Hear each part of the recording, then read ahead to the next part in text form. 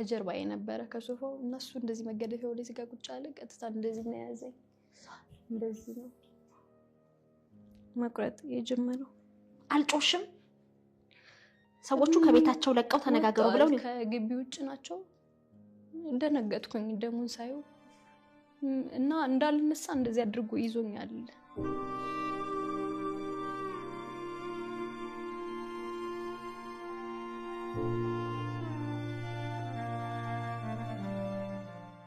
ሰላም ሰላም፣ እንዴት ናችሁ ቤተሰብ? ሁሉ አማን፣ ሁሉ ሰላም። እሙራያ ነኝ። ላይክ፣ ሼር፣ ሰብስክራይብ በማድረግ እንድታበረታቱኝ ስል ዛሬም በትህትና እጠይቃለሁ። ውድ ቤተሰቦቼ ቪዲዮዎችን ስለምታዩልኝ አመሰግናለሁኝ። ዛሬ እንግዲህ ከእስከዛሬው ለየት ያለ ቪዲዮ ነው ይዤላችሁ የመጣሁት። እኔም የተማርኩበትና እናንተም ትማሩበታላችሁ ያልኩትን ነው ወደ እናንተ ይዤላችሁ የመጣሁት። ከዚህ በኋላም በአዳዲስ ነገር እመጣለሁ ብዬ ተስፋ አደርጋለሁ። እየተዘጋጀሁ ነው። ያው እንደምታውቁት እዚህ ረመዳን አለ፣ ጾም ገብቷል። አሁን ስራ ትንሽ ይበዛብናል እኛ ማዳም ቤት ያለ ልጆች እንደምታውቁት። እንግዲህ እስኪ ደግሞ እንደ ፈጣሪ ፍቃድ ቀስ እያልን እየተረጋጋን ሁሉም ነገር መልካም ይሆናል ብዬ ተስፋ አረጋለሁ።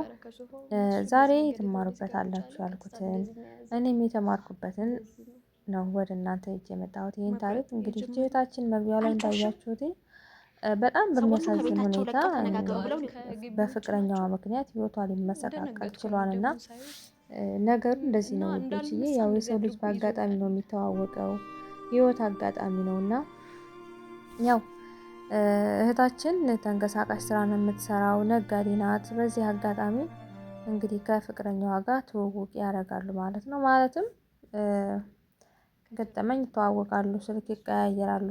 ያው ለመልካም ነገር ነው።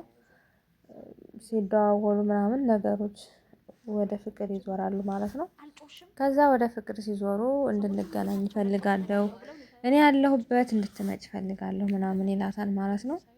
እሺ ምናምን ብላ ያው ተመካክረው እሱ ወዳለበት ስትሄድ እሱ የሚሰራው የሆቴል ማናጀር ነው። እዛ ሆቴል ማናጀር ውስጥ ተቀጥሮ ነው የሚሰራው እና እዚህ ሻንጣሽን ይዘሽ ነይ ምናምን ሲላት እንዴት ነው የምመጣው ስትለው አይ በቃ እንደ ማንኛውም ሴት ነይ ቶሎና ገቢ፣ ከዛ ያው እንደ ማንኛውም ስራ እንደሚሰራ ሰው ታስመስያለሽ ምናምን ይላታል ማለት ነው። ማለትም እዛ ሆቴል ነው ያው ቢዝነስ ምናምን የሚሰራበት ቦታ ነው። ዞሮ ዞሮ ሰው ፈልጎ የሚገባበት ቦታ ነው። እሷ ደግሞ እሱን ፈልጋ ነው እዛ ቦታ ላይ የሄደችው። ከዛ ሰውየው ባለ ሆቴሉ እንዳያውቅ ምናምን ነገር ያው ልጁ ማናጀር ቢሆንም ከሱ በላይ ደግሞ ሌላ ኃላፊ ስላለ እንዳያውቅባቸው ልክ ሌሎች እንደሚለብሱት ትለባብሳለች ምናምን፣ ወደ ውጭ ትወጣለች። አንዳንዴ ደግሞ አሞኛል ብለሽ ተኚ ይላታል። ብቻ በየጊዜው አዳዲስ ሀሳብ እያመጣ እሱም ሚላትን ታደርጋለች ማለት ነው። ከዛ እንደዛ እያለ 15 ቀን ቆየች። ከዛ ያው ነገሮች እንደጠበቁት አልሆነላቸውም። እዛው አብረዋቸው ያሉት ሰዎች አስተናጋጆቹ ምናምን ሌሎችም ሴቶች በዙሪያቸው ያሉ ሰዎች ግንኙነታቸውን አወቁባቸው ማለት ነው። ከዛ ግንኙነታቸው ሲያውቁባቸው በቃ ያላቸው አማራጭ እዛ ቤት መውጣት ነው። እዛ ስትወጣ የሚከፈል ገንዘብ አለ ወደ 4000 ብር። እሱን 4000 ብር ከፍለው ምናምን ነገር ወጥተው ሌላ ሆቴል ይይዛሉ ማለት ነው ለራሳቸው። እሱ እዛ እየሰራ እየዋለ እዛ ሆቴል ጋር አረፉ ለጊዜው። እንደዛ እያሉ እየኖሩ ያው ህይወት እንዳሰቧት አልሆነችም። ግዴታ የራሳችን ቤት ተከራይተን መኖር አለብን ምናምን ብለው የራሳቸው ቤት ተከራይተው እሷ ገንዘብ አላት፣ ያን ገንዘብ እየተጠቀሙ እሱም እዛ እየሰራ ምን እያሉ ይኖራሉ ማለት ነው። ከዛ እየኖሩ ያለ መሀል ላይ መሰላቸት ይመጣል። ያው ታውቃላችሁ ሰው አብሮ ሲኖር እና ተራርቆ ሲኖር አንድ አይደለም። አንድ ጣራ ውስጥ ሲኖሩ ነገሮች እንደጠበቁት አልሆነም። እሱ በቃ የሆነ ጸባዩ እየተቀያየረ መጣ እያደረ። ሌላ ስልክ ካጠገቧ ቁጭ ብሎ ሌላ ሰው ጋር ስልክ ያወራ ምናምን። ከዛ ስልኩን እንደድንገት ስታየው የሴት ፎቶ ነው እንዳለ ስልኩ ውስጥ ያለው ምናምን። ከዛ ምንድነው እየሆነ ያለው? ይሄ ሰውዬ ምን አስቦ ነው የቀረበ ምናምን። ብቻ በመሃል ላይ ገንዘቡም አለቀ። እሷ ስትንቀሳቀስበት የነበረው ገንዘብ አለቀ ማለት ነው። ያው ታውቃላችሁ እንደ ቀልድ የተጀመረ ህይወት በነገ በዛሬ ቤተሰብ አላስተዋወቀችም። ቤተሰብ ያው የሆነ አንድ ነገር ከጀመራችሁት በኋላ እንደ ቀልድ ይጀመርና በነገ በዛሬ ወደ ቤተሰብ ለመውሰድ በቃ ተሰንኖባችሁ የሚቀር ነገር አለ አይደል? እሷም እንደዛ ነገር ሆነባትና ቤተሰብ ጋርም ልታስተዋውቀው አልቻለችም ማለት ነው ልጁን። በመሀል ያው ብሩ አለቀ፣ ፍቅርም አለቀ። እሱም ሌላ ሴት ማውራት ጀመረ። በጣም ይደበድባታን፣ ያሰቃያታን። በቃ ልነግራችሁ አልችልም። በጣም ነው የሚያሰቃያትኝ። እዛ እንደዛ እያለ በቃ ነገሩ ጠናባት። የእሱም ቤተሰቦች አስተዋውቋታል። ቤተሰቦቹ ጋር አባቱ ጋር ደውላ ምናምን በቃ ኑ እስኪ እንደዚህ አረገኝ ይመጣን አባትየው አስታርቋቸው ምናምን ይሄዳሉ። በጣም ብዙ ጊዜ ቄስ ይዞ እየመጣ ከዛ ለመጨረሻ ጊዜ ቄስ ይዞ መጣና ከዚህ በኋላ እሷን ከተውክ አንተ ልጅ አይደለህም ምናምን ይለዋል ማለት ነው። ይሄን ሲለው ይሄ ልጅ በቃ ሁሌ ሲመታት ከዛም ጊዜ በኋላ ሁሌ ሲመታት ከአባቴ ጋር ልታለያየኝ፣ አባቴ ጋር ልታቆራረጭኝ ምናምን ነገር ነውና የሚላትኝ። በቃ ይቺ ልጅ ምን ማድረግ ነበረባት? ያላት አማራጭ ወደ ህግ መዞር ነው። የእሱ አባት የእሱ ቤተሰቦች እንደማያለያዩት ታውቃለች። ምክንያቱም እንደዚህ አይነትን ጋጠ ወጥ ልጅ ሰትሮ የሚይዝላቸው ሴትም ስለማያገኙ እሷም ጥሩ ልጅ ስለሆነች እና ስለወደዷት በቃ ልጃችንን ሰትረሽ ይዘሽልናል፣ እንዳንቺም የምትሆነው ሚስት አያገኝም፣ አንቺን ከተወ ደግሞ ምናችንም አይደለም ነውና የሚሏት። በእነሱ ቃል እየተጽናና እሷ ግን በትሩ ከዛሬ ነገ እየጠናባት ሄደ። ስልክ ሲደውል የእሷን ስልክ የያዘው እሱ ነው። እናት አባቷ ሲደውሉ ፍቅረኛዋ ነኝ እያለ ነው የሚያወራው። የብልግናው ጥግ ማለት ነው። እኔ ፍቅረኛዋ ነኝ መሆናችሁ ነው የምንፈልጋችሁ፣ ለእሷ እናት አባት ማለት ነው። ይቺ ልጅ በሰዓቱ የነበራት አማራጭ እሱ የሚላትንና እሱ የሚላትን ብቻ ማድረግ ነው ያለባት። ምክንያቱም በቃ አንቺ የኔ ብቻ ነሽ፣ ለማንም መሆን የማትቺ ሰው ነሽ።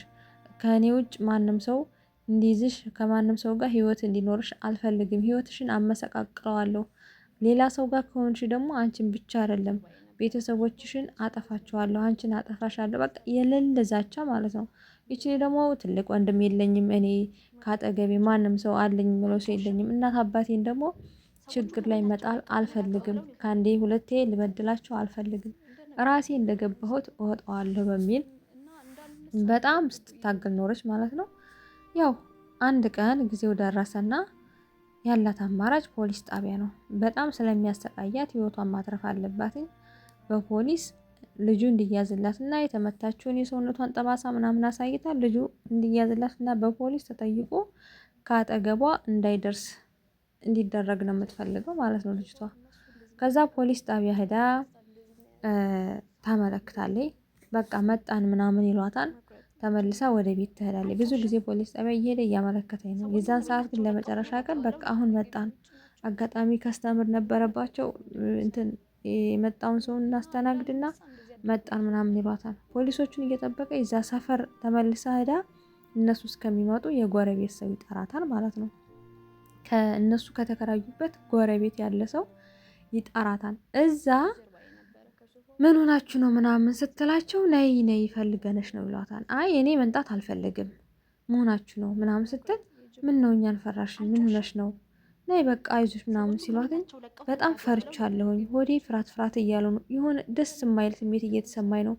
ብቻ ግን እነሱንም መግፋት አልፈለኩም። ያው ዝም ብዬ የሆነ ይሁን እስኪ እግዚአብሔር ያውቃን ብዬ እነሱ ወዳሉበት ሄድኩኝ። እዛ ቤት ገባሁኝ። እዛ ስሄድ ሽማግሌ ተሰብስበው ምናምን ምን ሆናችሁ ነው ምናምን ስላቸው በቃ ልናስታርቃችሁ እንፈልጋለን፣ ታላምዳችኋን፣ የምትዋደዱ ባልና ሚስት ናችሁ ምናምን። እንዴ ሰው እንደዚህ ሰውን እየደበደበ መዋደድ የሚባል ነገር አለ እንዴ? እኔ አልፈልገውም። ለአንዴና ለመጨረሻ ጊዜ ወስኛለሁ። ከዚህ በኋላ ህይወቴ ውስጥ እንዲወጣልኝ ነው የምፈልገው ምናምን ትላለች ማለት ነው። ይሄን ስትል ልጁ በቃ እንደማይሆን ሲያውቀው እናንተ ውጡና በቃ እኔ ያናግራታለሁ ምናምን ይላቸዋል ማለት ነው። እነሱ ወደ ውጭ ይወጣሉ። በዛን ሰዓት በእንትን ይሄ ምንድን ነው የምትሉኝ በቢላዋ አንገቷን ያርዳታል ማለት ነው። ከዛ አንገቷን ሲያርዳትኝ እሪ ማለትም አልቻልኩም ማለች። በቃ ደሙን ሳይ ምናምን እንደነገጥኩኝ እሪ ማለትም አልቻልኩም። እንደምንም ብቻ ድምጿ ወጣ። ውጭ ላይ ባለቤቱ ነበረ። ተሯሩጦ ምናምን ደረሰ። እሱን ሲይዝላትኝ እሷ ደሟን እያዘራይ ወጥታ ሄደ። ያው እንደምታዩት ሰውነቷ እጇ ላይ ተቆርጧል። ሆዷ እስከ ጡቷ ስር ድረስ ተቀዷል ምናምን። እኔ እንጃ ብቻ እኔ ለማመን ሁሉ ይሄ ነገር ይሄ ወንጀል ኢትዮጵያ ውስጥ ነው ወይ ብዬ እኔ በጣም ብዙ ጊዜ ገርሞኛል። ማለት ኢትዮጵያ ውስጥ ብዙ አይነት ወንጀል ይሰራል። ለሴቶች ፍትህ የለም። የሞቱም አሉ። ይች ልጅ ደግሞ ከሞተ ቁጥር ናት። በጣም በቃ የሚያስፈራ ጊዜ ላይ ደርሰናል። እንደዛ ብላ እሷ እንደምንም ፈጣሪ የፈጠራትን ነፍስ የሚያቋርጣት እሱና እሱ ብቻ ነው። ማንም ሰው አይደለም። አትርፏታል። አንዴ ጥበበኛ ነው። ዛሬ ደግሞ እዚህ ቦታ ላይ ደርሳ ያው ለሚዲያም ለኛም እንማርበታለን ሌሎችም ይማሩበታል ብላ ወደ ሚዲያ ይሄን ነገር ይዛ መጣይ ማለት ነው። ግን የሚገርማችሁ ነገር እንደዛ ሆና ያ ሁሉ ፈተና አልፋ የሐኪም ቤቱ የምኑ ፕሮሰስ ልነግራችሁ አልችልም። ቪዲዮ በጣም ረዝም ነው። እነሱ ራሱ 1 ሰዓት ከምናምን የቆየ ቪዲዮ ነውና ከዛ ትደዋወለው ነበረ። እንግዲህ እየተደዋወልኩት ነበር፣ እያወራን ነበረ። ከሆስፒታል ወጥቼ ተሽሎኝ እዛ አከራዬን ስታስታምመኝ የነበረችው በቃ እሱ ጋር እየተደዋወልኩ ነው በድጋሚ እና ለህግ ቀረበ ለህግ አልቀረበ የሚለው ለእኔ ለራሴ ቪዲዮ እስከ መጨረሻ አይቼዋለሁ። ግን እንትን አላለም። ክፍል 2 ብለው አቅርበውታል። እሱን ደግሞ እኔ ክፍል 2ን ሲለቁ ይዤላችሁ እመጣለሁ። ምናልባት የምንማርበት ነገር ካለ እንግዲህ እንደዛ ያደረጋትን ሰው እንደገና ከአንገት በላይ መውደድ ምንድነው የሚባለው? ልብ ያንገበግባል። እንደዛ ያሰቃያትን ሰው እንደገና በፍቅር ማውራት ማለት ምን ያህል ከባድ እንደሆነ ለእናንተ ልነግራችሁ አልችልም። ብቻ ግን እንዲያዝ ስለምፈልግ በጣም በፍቅር አወራው ነበረ እና እሱን ደግሞ በክፍል 2 ብለው እኔ ራሱን ልቤ ተንጠልጥሎ ነው የቀረው። እንግዲህ አዲስ ነገር ሲመጣ ክፍል 2 ላይ ደግሞ አስያዘችው በምን መልክ ነው እንዴት ነው እያወራችሁ የነበረው የሚለውን ክፍል 2 ላይ ሲለቀቅ ይዤላችሁ እመጣለሁ። ቤተሰብ ተምራችሁበታል ብዬ አስባለሁኝ። ቸርን ሰንብት። አመቱን የሰላም የፍቅር ያደርግልን። ጾሙን በሰላም የሚያበቃ አድርገው። ሀገራችን ኢትዮጵያን ይባርክልን። የኢትዮጵያ ለዘላለም ትኖራለሁኝ እና ቤተሰቦቼ እንደዛ ነው። ሰላም ሁኑልኝ፣ ሰላም ሰንብቱልኝ። ክፍል 2ን ይዤላችሁ እመጣለሁ። ብዙ ልብ አንጠልጣይ ታሪክ አለው ብዬ አስባለሁና ያው ትማሩበታላችሁ ብዬ አስባለሁ። የቤተሰብ ጣልቃ ገብነት፣ የፖሊሶች መዘናጋት ምን ያህል ህይወትን ሊያሳጣ እንደሚችል፣ ሲቀጥል ለሰዎች ይሉንታ ምን ያህል ዋጋ እንደሚያስከፍል ከዚህ ትማራላችሁ ብዬ አስባለሁ። ከዚች ልጅ ህይወት ብዙ መማር ይቻላል እና ይህን ይመስላል። ቤተሰብ ሰላም ሁኑልኝ፣ ቸር ሰንብቱልኝ።